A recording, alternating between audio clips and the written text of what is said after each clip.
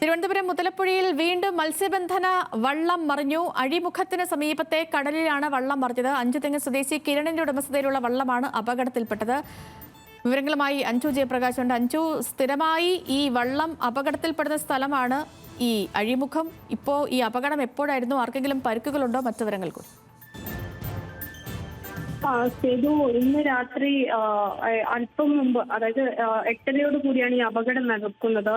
അഞ്ചുതെങ്ങ് സ്വദേശിയായിട്ടുള്ള കിരണിന്റെ ഉടമസ്ഥതയിലുള്ള വള്ളമാണ് മത്സ്യബന്ധനത്തിനായിട്ട് അല്പം മുമ്പ് കടലിലേക്ക് ഇറങ്ങിയത്. അത് അഴിമുഖത്ത് അതിന്റെ സമീപത്ത് വെച്ചാണ് ഈ മത്സ്യബന്ധനം വള്ളം മറയുന്നത്. തൊട്ടടുത്തായിട്ട് മറ്റ് മത്സ്യത്തൊഴിലാളികൾ ഉൾപ്പെടെയുള്ള ആളുകൾ ഉണ്ടായിരുന്നു. അവർ ഉടൻ തന്നെ ഈ വള്ളം മറഞ്ഞ വള്ളത്തിലെ കടലിൽ വീണ മത്സ്യത്തൊഴിലാളികൾ ഉടൻ തന്നെ രക്ഷപ്പെടുത്തി കരയ്ക്ക് എത്തിക്കുകയാണ് ഉണ്ടായത്. ഈ നിലവിൽ ഈ വള്ളം മറഞ്ഞ മത്സ്യത്തൊഴിലാളികൾക്കാർക്കും പരിക്കുകളില്ല. അവരെല്ലാവരും നീന്തി രക്ഷപ്പെട്ടു എന്നൊരു ആശ്വാസകരമായിട്ടുള്ള വാർത്തയാണ് ഈ നിമിഷം വരുന്നത്.